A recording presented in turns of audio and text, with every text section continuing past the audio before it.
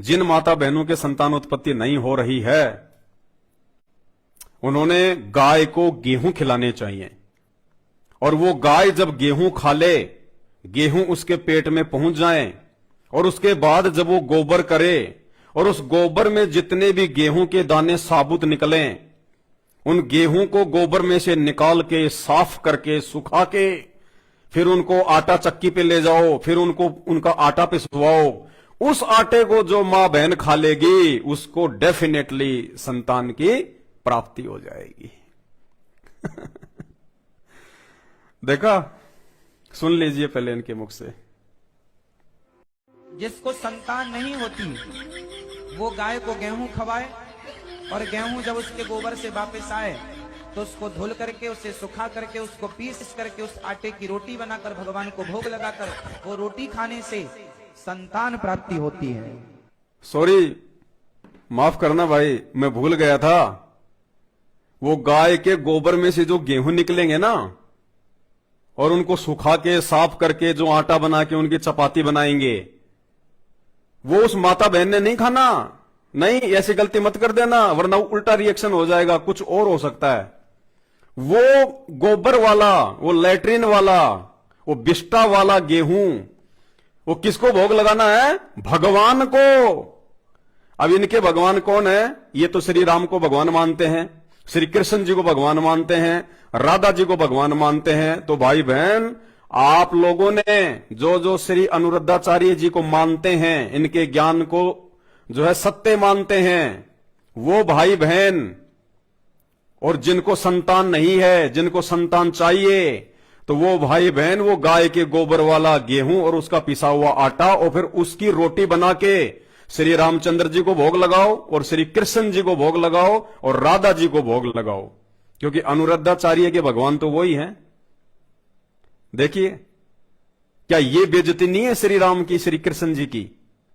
ये तो खड़ी खड़ी बेइज्जती है, खड़ी खड़ी। लैट्रिन में, अब जानवर है, गोबर करेगा, लैट्रिन है उसकी, तो बताओ, लैट्रिन का गेहूं, उसका आटा श्री राम को भोग लगाने के लिए कह रहा है, श्री कृष्ण जी को भोग लगाने के लिए कह रहा है। और वो लाखों की संख्या में मूर्खों का टोल, मंद बुद्धि। इसीलिए तो हम कहते हैं कि वो जो लाखों की संगत जो बैठी रहती है ऐसे पाखंडी और अज्ञानियों के सामने, वो देखा देखी में चलने वाले लोग हैं। मानव शरीर प्राप्त करके वो चिंतन नहीं करते, मनन नहीं करते, विचार नहीं करते।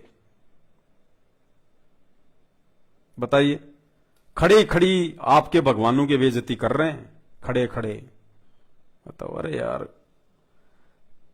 गोबर में से गेहूं निकालो, फिर उसको सुखाओ, फिर उसका आटा बनाओ, और फिर किसको भोग लगाओ? भगवान को। मतलब भगवान को तो भिखारी से भी नीचे। अरे भिखारी को भी लोग शुद्ध खाना कहीं होटल से लेके दे देते हैं, ले वे खा ले। उस भिखारी की आत्मा खा के उसको आशीष देती है, और भगवान को ऐसा गंदा भोजन खाने के लिए कह रहा है। और फिर भी आप लोग तालियां पीटते हैं, वाह महाराज जी वाह, क्या बात कही।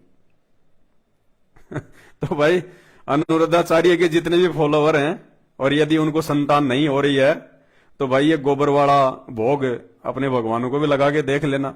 क्या पता भाई हो जाए संतान। इसलिए पूर्ण परमात्मा कबीर साहेब, सतगुरु रामपाल जी भगवान को आज धरती पे आने की आवश्यकता पड़ी। ऐसे ज्ञानहीन पाखंडी लोगों ने धर्म की ऐसी की तैसी करके रख दी, धर्म का सत्यानाश कर दिया,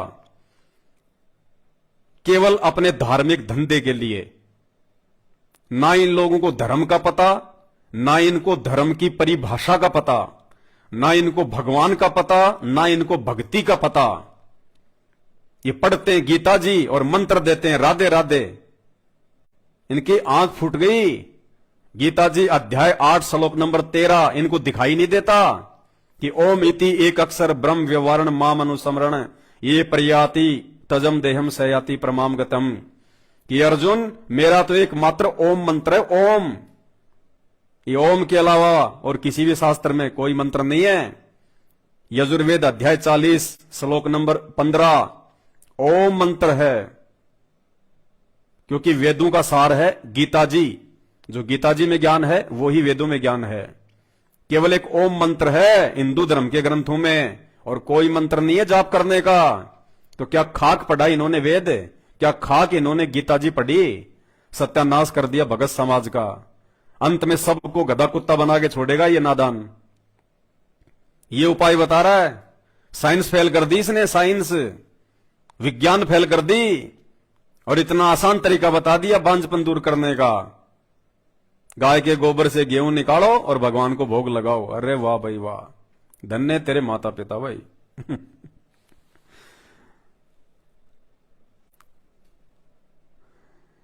बहुत सारे नादान लोग, धर्म और धर्म की व्याख्या से अपरिचित लोग कमेंट्स करते हैं, संत रामपाल जी तो दूध में नहाया करते थे, दूध के आश्रम में खीर बनती थी। अरे तुम्हारे गोबर से तो अच्छी थी, हैं? तुम्हारे इस गोबर से तो लाख गुना अच्छी थी। तुम्हें तो गोबर खाने के लिए आदेशित किया जा रहा है तुम्हारे अपने हिंदू धर्म के संतों के द्वारा, गोबर खाने के लिए, भगवान को खिलाने के लिए। हम तो चलो संत रामपाल जी दूध से नहाया करते थे, तुम्हारे अनुसार है तो तुम्हारी ये बकवाद मन गढ़ंत कहानियां हैं ये। लेकिन चलो वो तो दूध था भाई, तुम लोग शिवलिंग पे डालते हो दूध, तुम लोग जो है वो पत्थरों पे डालते हो दूध, हमने जिंदा संत पे डाल दिया तो कौन सी बड़ी बात है। और उस दूध की खीर बन गई, हमने खा ली, तो उसमें क्या हो गया? जब तुम गोबर खाने को तैयार हो और अपने भगवानों को खिलाने को तैयार हो, तो दूध तो अमृत चीज है, उसमें तो नुकसान ही नहीं है। तो इन लोगों को ना तो धर्म का पता, ना इनको धर्म की परिभाषा का पता, और मूर्ख लोग लग जाते हैं इनके पीछे, सनातनी सनातनी। तुम्हें सनातन की परिभाषा का पता है? सनातन शब्द का मतलब क्या होता है? सनातन धर्म, धर्म कोई सनातन होता ही नहीं है। अरे धर्म कभी सनातन होता ही नहीं है। अगर धर्म सनातन होता तो फिर 4-4 धर्म नहीं होते, 8-8 धर्म नहीं होते आज। सनातन शब्द केवल एक वस्तु के पीछे लगता है, एक चीज के पीछे, और वो अनमोल वस्तु, वो अनमोल चीज परमात्मा है। परमात्मा जो तीनों लोकों में प्रवेश करके सबका भरण पोषण करता है, वो सनातनी परमात्मा। सतगुरु आदि अनादि है, सतगुरु मध्य है मूल, और सतगुरु को सिजदा करूं एक पलक नहीं भूल। वो सनातनी प्रभु, वो सनातनी परमात्मा आज धरती पे संत रामपाल जी के रूप में प्रकट है। इनके अलावा किसी वस्तु के आगे पीछे सनातन शब्द नहीं लग सकता। बाकी तो तुम चाहे गधे के आगे लगा दो, वो तुम्हारी अपनी मर्जी है, लेकिन ये सनातन शब्द केवल संत रामपाल जी के लिए है, उस पूर्ण परमात्मा के लिए है, क्योंकि वो कभी भी मृत्यु में नहीं आता, उसको कभी भी काल खा नहीं सकता। वो सबसे ऊपर होता है, वो अपनी मर्जी का मालिक होता है, स्वयंभू होता है, प्रकट होता है। सनातन सनातन, हिंदू हिंदू, बस मूर्ख बने रहो। धर्म ग्रंथों को मत पढ़ना, शास्त्रों को मत पढ़ना। हिंदू, हम हिंदू, हिंदू क्या है? पता है हिंदू शब्द क्या है? कुछ नहीं पता। कहां से आया हिंदू शब्द? फिर दुआई देते हो श्री राम की, श्री कृष्ण जी की। श्री कृष्ण जी का जीवन चरित्र आपने पढ़ा है? श्री सुधा सागर पढ़ी है आपने कभी? कहीं उसमें हिंदू शब्द लिखा हुआ है कि श्री कृष्ण जी हिंदू थे? सुधा सागर में कहीं लिखा हुआ क्या? 18 पुराण है हिंदू धर्म में, 18 पुराण है। किसी भी पुराण में हिंदू शब्द लिखा हुआ क्या? कि कोई देव देवता हिंदू था, या जितने भी अवतार आए हैं वो हिंदू थे, या श्री कृष्ण जी का जन्म हिंदू धर्म में हुआ था, वो हिंदू धर्म को मानते थे? कोई हिंदू शब्द है श्री कृष्ण जी की जीवनी में? श्री सुधा सागर में, 18 पुराणों में जय श्री राम, भारत को हिंदू राष्ट्र बनाएंगे। फिर क्या कर लोगे भाई? फिर क्या कर लोगे? हिंदू राष्ट्र बना लोगे, फिर क्या कर लोगे? चांद पे पहुंच जाओगे, देवता बन जाओगे। लक 84 में तो फिर भी जाना पड़ेगा। श्री रामचंद्र जी का जीवन चरित्र रामायण क्या है? श्री राम का जीवन चरित्र रामायण है। कहीं रामायण में हिंदू शब्द? पूरी रामायण में कहीं भी हिंदू शब्द है? उसमें लिखा है कि श्री रामचंद्र जी का जन्म हिंदू धर्म में हुआ था। उस समय कोई धर्म ही नहीं था। जब श्री कृष्ण जी का जन्म हुआ द्वापर में, और त्रेता में जिस समय श्री रामचंद्र जी का जन्म हुआ, उस समय कोई धर्म थे ही नहीं। भाई क्यों तुम श्री राम को फॉलो करते हो? क्यों तुम श्री कृष्ण जी को फॉलो करते हो? उनको फॉलो करने का मतलब है उनके अनुसार चलना। उन्होंने कब लोगों को पकड़ पकड़ के जय श्री राम के नारे लगवाए थे? श्री कृष्ण जी ने या श्री रामचंद्र जी ने लगवाए थे क्या? बता दो। धर्म तो छोड़ो, तुम तो जातियों में बट गए, जातियों में। फिर कहते हैं हम श्री कृष्ण जी को मानते हैं, श्री कृष्ण जी हमारे इष्ट हैं। श्री कृष्ण जी ने कभी अपने नाम के आगे कृष्ण यादव लगाया क्या? किसी शास्त्र में लिखा हुआ है कृष्ण यादव सनोप श्री वासुदेव यादव? किसी शास्त्र में लिखा हुआ है? 18 पुराणों में लिखा हुआ है कि श्री कृष्ण जी ने अपने नाम के आगे यादव लगाया हो? और तुम मरमिटने को तैयार हो। अहिर रेजिमेंट, यादव रेजिमेंट, फलाना रेजिमेंट, फलानी सेना। धर्म तो छोड़ो, जातियों में बट गए। रामचंद्र जी क्षत्रिय थे, कभी लगाया उन्होंने अपने नाम के आगे श्री राम शर्मा या श्री राम ठाकुर, श्री राम राजपूत? कभी देखा? रामायण में लिखा हुआ कहीं? किसी शास्त्र में लिखा हुआ कहीं? रामचंद्र जी से संबंधित किसी भी पुस्तक में किसी भी लेखक ने लिखा है श्री राम के आगे उसकी जाति, श्री कृष्ण जी के आगे उसकी जाति, 33 करोड़ देवी देवताओं के आगे उनकी जाति? धर्म तो छोड़ो, तुम तो जातियों में मरमिट रहे हो। कुछ नहीं होगा, अंत में खाली हाथ जाओगे। धर्मराज के मुकद्दर मिलेंगे ऊपर, जम के दूत गेट्टी पकड़ेंगे, नरक में ठोकेंगे। वहां जाति धर्म नहीं चलती, क्योंकि उस परमात्मा ने जाति धर्म बनाए नहीं। अरे मरना और मिटना भक्ति के लिए चाहिए, परमात्मा के लिए चाहिए।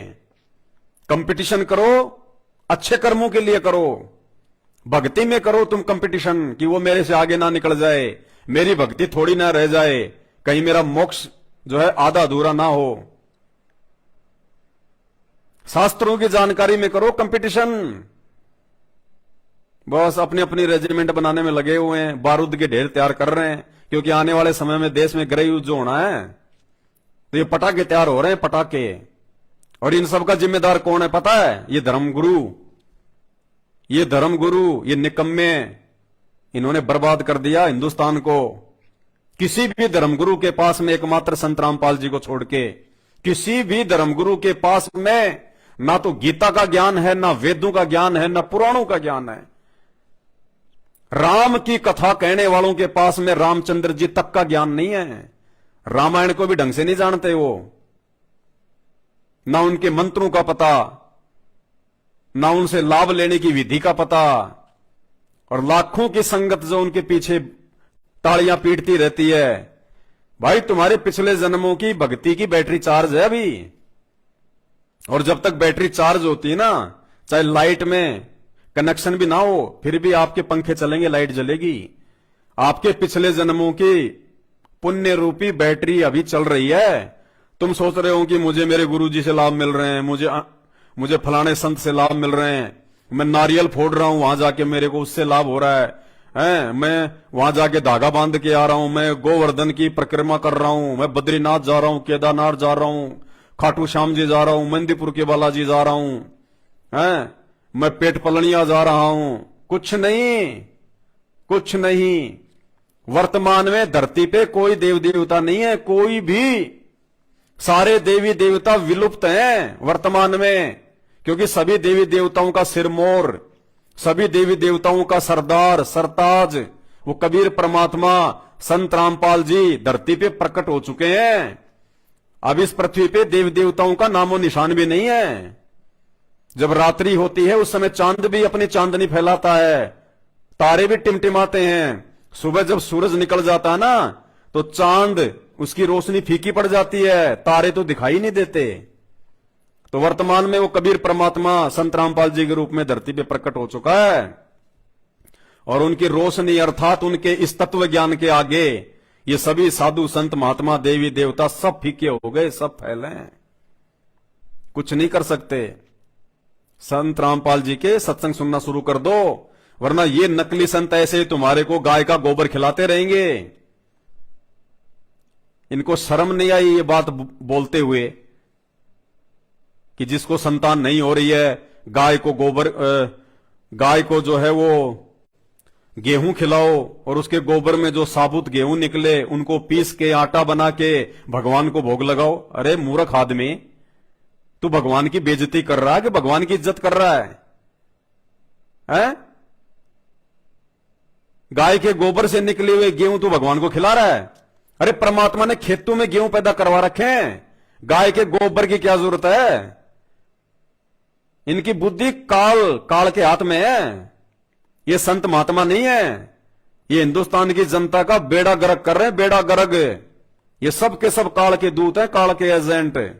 मरने के बाद खुद भी 84 लाख में जाएंगे और आप लोग तो जाओगे कहां? जब गुरु नरक में जाएगा तो चेला कहां जाएगा? चेले के पास तो रास्ता ही नहीं।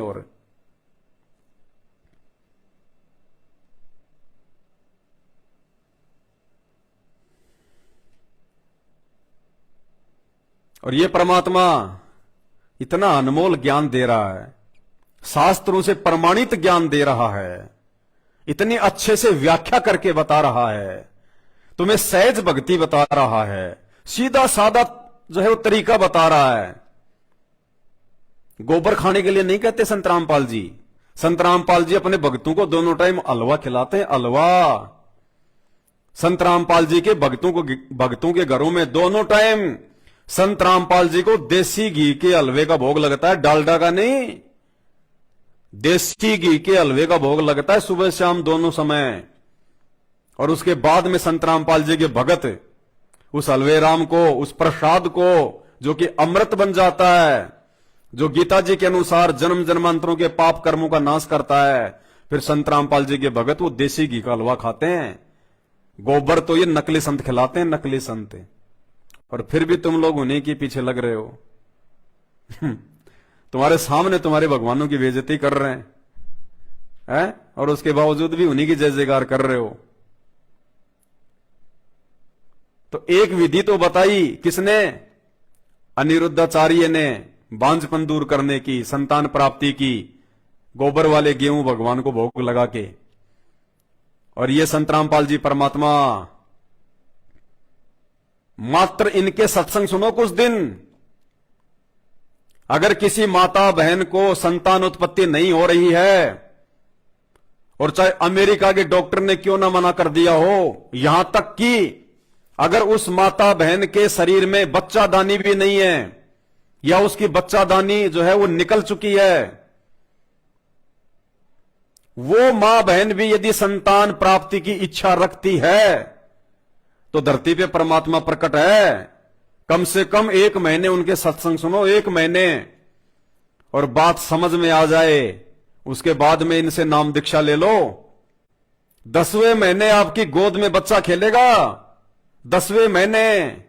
ये विज्ञान को फैल करने वाला परमात्मा ये है, ये संत रामपाल जी, जिन्होंने विज्ञान को जन्म दिया है, जिन्होंने विज्ञान को पैदा किया है। ये है वो परमात्मा, सबका जनक। साहिब से सब होत है, बंदे से कुछ नहीं। ये बंदे हैं, ये जितने भी हैं, ये संत महंत सभी धर्मों में जो दिन रात चिल्लाते रहते हैं अपने धार्मिक धंधे के लिए, उल्टी सीधी बातें बता के लोगों का जीवन बर्बाद कर रहे हैं, ये बंदे हैं। बंदे यानी जीव, इंसान, एक व्यक्ति, एक मानव जिसके बस में कुछ नहीं होता, जो मिट्टी के समान होता, उसको कहते हैं बंदा। बंदा यानी व्यक्ति, इंसान। और साहिब यानी परमात्मा, संत रामपाल जी। तो कहते हैं साहिब से सब होत है, बंदे से कुछ नाही, ये राई से पर्वत कर दे, फिर पर्वत से राई। ये वो परमात्मा है। इन लोगों की मीठी मीठी बातों से संतान प्राप्ति नहीं होने वाली। बीमार हो जाओगे, मत खा लेना वो गोबर का अनाज। डॉक्टरों के चक्कर काटोगे हॉस्पिटलों में। कहते मनो मनोरथ ना कीजिए, तेरा किया ना होए, जब पानी से घी निकले तो लूखी खाए ना कोई। ये गाय के गोबर खाने से अगर बच्चे पैदा हों तो कोई जो है संत रामपाल जी की शरण में नहीं आते, बड़े बड़े डॉक्टरों के चक्कर नहीं काटते। अगर गाय का गोबर खाने से अगर भगवान अगर मिल जाए तो ढोंगी और पाखंडी बाबाओं पर सख्त कानूनी कार्रवाई होनी चाहिए। बिल्कुल भाई साहब, 100% होनी चाहिए। ये समाज के लिए सबसे बड़े अभिशाप है, अभिशाप। भाई एक बात बताओ, आप कहते हो कि इंसान को भगवान ने बनाया है, बिल्कुल सही बात है, भगवान ही बनाता है। फिर भगवान ने 84 लाख क्यों बनाई? गधे कुत्ते सूअर क्यों बनाए? बैल क्यों बनाए? मच्छर पतंग सूअर क्यों बनाए? क्या दिक्कत थी भगवान को ये बनाने की? भगवान सारे इंसान बना देता। वो बेचारे इतना दुख उठा रहे हैं गर्मी में, सर्दी में। तुम लोग तो सर्दी आती है तो अपनी रजाई में घुस जाते हो। वो बेचारे पूरी रात ठंड में वो तड़पते रहते हैं, जानवर जंगल में, रोडों पे। बरसात आ जाए तो उनको सहन करना पड़ता है, गर्मी हो तो उनको सहन करनी पड़ती है, भूख प्यास उनको सहन करनी पड़ती है। हर कोई उनको जो है दुत्कार देता है, ठोकर मार देता है, उनको पत्थर मार देता है। भगवान ने जानवर क्यों बनाए? इंसान ही बना देता सबको। भगवान ने तो सबको इंसान ही बनाए थे। जानवर तो इन नकली संतों ने बनवा दिए उल्टा ज्ञान देके, फिर मरने के बाद।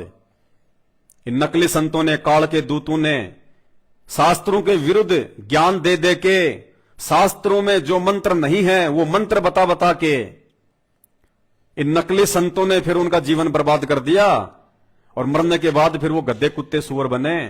ये जितने भी जो घूम रहे हैं ना, ये आप और हमारे ये पूर्वज हैं और कोई नहीं है।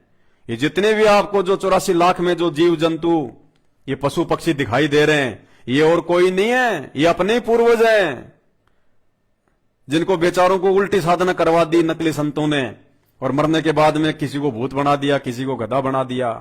ये हमारे पूर्वज हैं, ये सब इंसान थे। ये 84 लाख योनियां भोगने के बाद एक बार मानव जन्म मिलता है। धोखा खा जाओगे बहुत बड़ा, सुधर जाओ। हमें गालियां निकालने से कुछ नहीं मिलेगा, कुछ नहीं मिलेगा।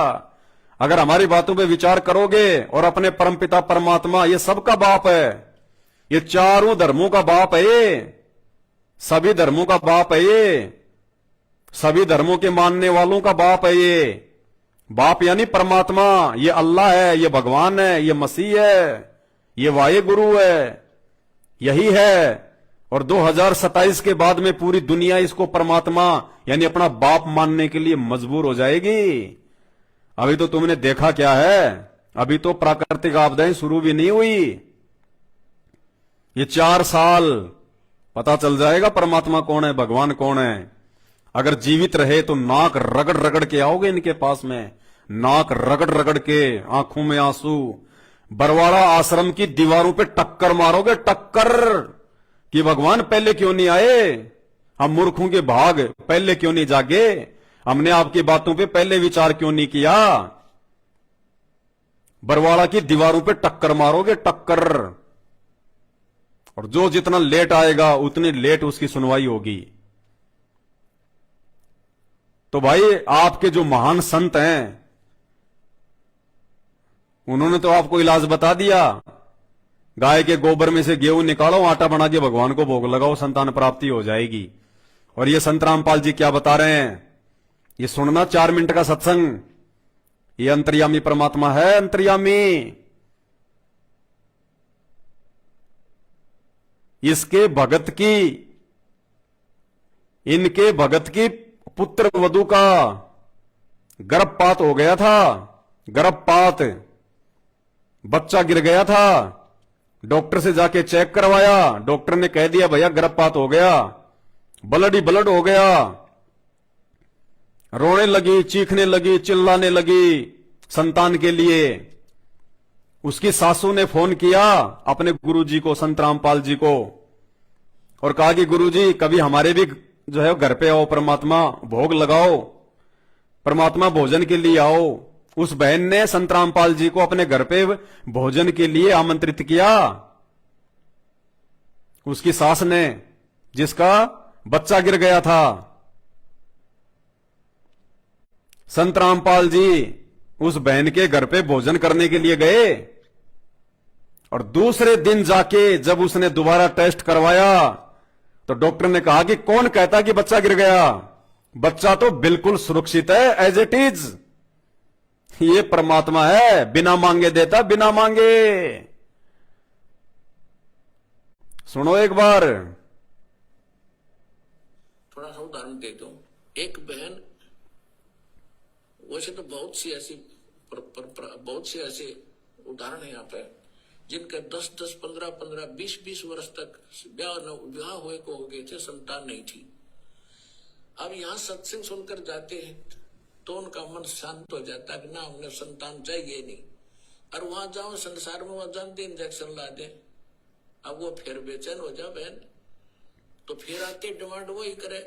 बहुत बार समझाया उनको, लेकिन आखिर में परमात्मा ने उनको फिर वो, अब ये दिल टूटेगा कि तो और जा फंसेंगे कि नालायक आदमी का बालक तो होने नहीं उनसे, और वो ये भक्ति और बर्बाद हो जाएगी इनकी।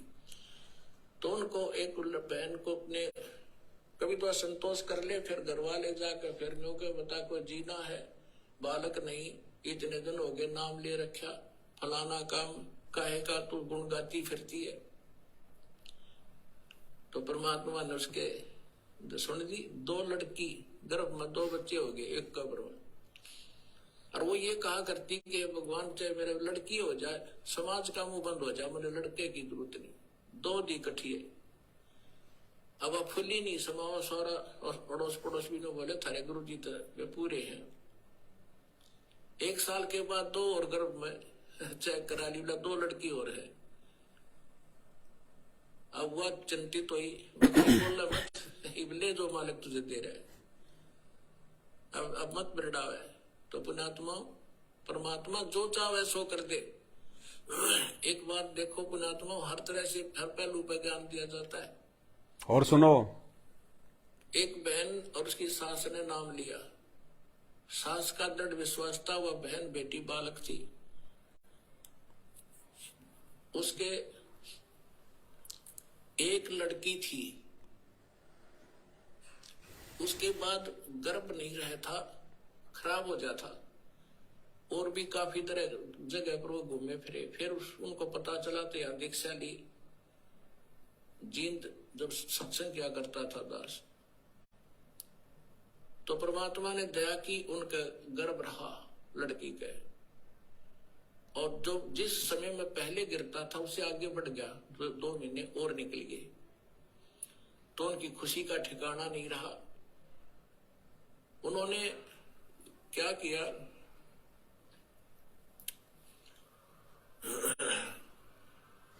जब हमारी थोड़ी सी संगत थी, ज्यादा नहीं थी, थोड़ी संगत थी, तो किसी दूसरे उनके पड़ोस में एक और भक्त था, उसने प्रार्थना की कि आज गुरुजी हमारे यहाँ भोजन करने की दया करो। हमने कहा ठीक है बेटा बना लो। हम 5-7 भगत मेरे साथ उनके खाना खाने गए शाम को। उधर से वो भी आगे पड़ोसी थे, उनकी मदद कराने के लिए, भोजन बनवाने के लिए। हमें नहीं पता वहां क्या घटना घटी। हम खाना खाकर आ गए। वापस आने के बाद सुबह रात को फोन आया उसकी सास का कि गुरु जी से कहियो मेरी पुत्र वधू का गर्भपात हो गया और बहुत बुरी तरह रो रही है। और वही हो गया जब आपकी सेवा कर रहे थे, उन्हीं के दूसरे के घर में सारे बाथरूम में ब्लड हो गया। वो तो रो रो के सारी रात उसने तो आंखें सुझा ली। मैंने उसको फोन बताया, माँ बेटी यहाँ आ, तेरी सास ने उसको कहा यहाँ भेजो। उसकी सास आ गई, उसको समझा बेटा भगवान जो करे वो गलत नहीं करता। वो बोले जी मन में तो विश्वास है, पर वह बालक ना मानती। ठीक है वह कोई बात नहीं, जो हो गया सो हो गया। क्या बात, परमात्मा जो करता सही करता है। अब अगला दिन फिर ऐसे उसका रोते रोते गुजर गया। उसकी सास ने फिर प्रार्थना कीजिए आज कल हमारे भोजन करने आओ। हम बोले भाई चलो चलते हैं, चले गए। वह लड़की बुरी तरह रोए। मैं बोला बेटा परमात्मा जो करता सही करता है, विश्वास कर, ये कोई बड़ी बात है और दे देगा साल भर में तने शांति रख। पर वह नहीं मान रही थी, दुखी थी। कोई बात, हम आगे खाना खुना खा के चल भाई ठीक है। जो हम ज्ञान दे सकते हैं परमात्मा का हम उतना ही दे सकते हैं, बाकी बालक का नहीं समझ में आती। फिर क्या हुआ, उसकी सास ने सोचा भाई गर्भपात हो गया और इसमें कोई कतरा ना रह जा, गर्भ दान बच्चा दानी में फिर दिक्कत कर दे, अल्लाह दिखा के आती हूँ डॉक्टर नहीं को। अगले दिन वो एक पड़ोस में अच्छी प्रसिद्ध डॉक्टर नहीं थी, उसके पास गए। उसने अल्ट्रासाउंड किया और वो कहने लगी कौन का बालक गर्भपात हो गया, न्यू का न्यू गर्भ है इसके, ओके ऑल इन रिस्पेक्ट। अब उनकी खुशी का ठिकाना नहीं। फिर फोन आया, ओए होए। अब उनका फिर फोन आया उसकी सास का, जी कमाल कर दिया, भक्ता ने बताया जी ऐसे ऐसे वो सास न्यू कह रही है और गर्भ को नहीं, गर्भ खराब हुआ उसका, वो न्यू का न्यू पा गया, चेक करा का आए हैं। अब अगले दिन वो दोनों आई सास बहू, वहां पर कुटिया में हम बैठे थे और खुशी न्यारी खुश हो रही वह लड़की। मैं बोला बेटा भगवान पर भरोसा करो और परमात्मा जो करता वो गलत नहीं करता। अब फिर देखो कमाल है, 3 महीने 4 महीने के बाद उसने चेक कराया, अब लड़का से लड़की, वह लड़की पाई। अब वह फिर रो, वह लड़की उसकी पुत्र वधू, मैं तो इसका गर्भपात कराऊंगी, हमसे बात करी। मैं बोला खबरदार जय जीवन सा की है तो कोई बात हुई है, जब तक रोए थे मेरा गर्भ गिर गया। अब परमात्मा तो मालिक है और ये उस लड़की ही थी जो गर्भपात हुआ था, उसने गर्भपात कर दिया। दाता ने तेरी नालायकी देख कर किया था, क्या रोएगी लड़की ने देख कर, क्योंकि हमें ज्ञान तो है ही नहीं। और फिर लड़का देता, उसी आत्मा को लड़का बना कर देता। अब रोले अपने कर्म। अब हमारा स्वभाव कैसा हो गया, ऊंट जैसा।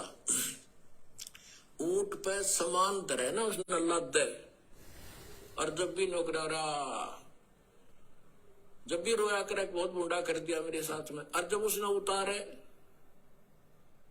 जब समान ने तारा करा ऊंट पर, जब भी उन्हें करा उसने कहीं भी मुंडा करा मेरी गल्या, अभी बुरा कर रहा है मेरा।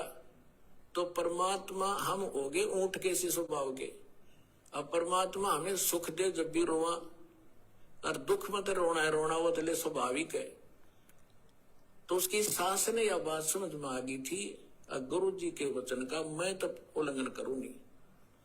और इस लड़की ने पूरी कर, वो उसकी सास यानी उसका ससुर ठीक सी पोस्ट पर नौकरी करता था, तो उसकी सास ने कहा कि इस लड़की का सारा खर्चा मैं दूंगी, तो निश्चिंत रहे, और इसने ब्याह होगी और सारा खर्चा हम देंगे, तो बकवास नहीं करेगी, हम गर्भपात नहीं करेंगे। वो लड़की होगी दूसरी, और जो भगवान के हाथ में वो तो उसके बच्चे हैं, उसकी ये मिट्टी उसी की बनाई हुई है। अब लड़का देते तो उसको उस संस्कार टाले था लड़की वाला, लेके मांग लिया रो के, और फिर रो रही है। फिर अगले बार उसको लड़का दिया। आज भी वो लड़की और उसकी सास सत्संग में आते हैं।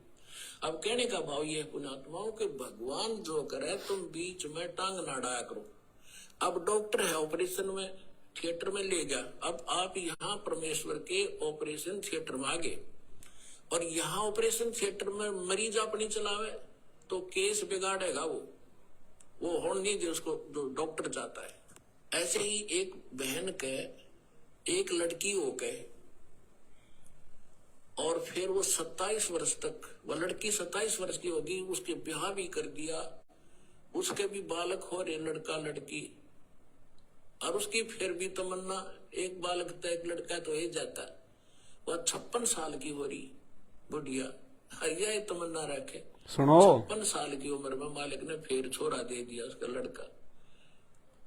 अब लड़का 5 साल का हुआ, मर गई, सर पे धर लो, लड़का कौन पालेगा। कि हम ऑपरेशन के अंदर हम अपनी गड़बड़ करवाते हैं तो बिगड़ जाता है केस। फिर भी दास ने आपको हर पहलू पर बता दिया, जो सी समझ में आ वह कर लियो और वह पूरी कर देंगे भगवान।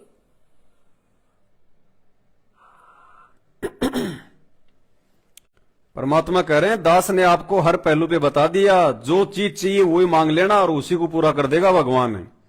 संत रामपाल जी की भक्ति करने वाला यदि उसको धन चाहिए तो केवल धन का टारगेट रखे, फिर मोक्ष नहीं मिलेगा। और धन में परमात्मा इतना गाड़ देगा, दुनिया देखेगी कहां से आ रहा है, लेकिन मोक्ष नहीं मिलेगा। जिसको संतान चाहिए और वो भक्ति भी कर रहा है और उसके मन में कि मुझे बेटा चाहिए, बेटी चाहिए, संतान चाहिए, परमात्मा उसको संतान दे देगा और इतनी दे देगा उसे संभाले नहीं जाएंगी, लेकिन मोक्ष नहीं मिलेगा।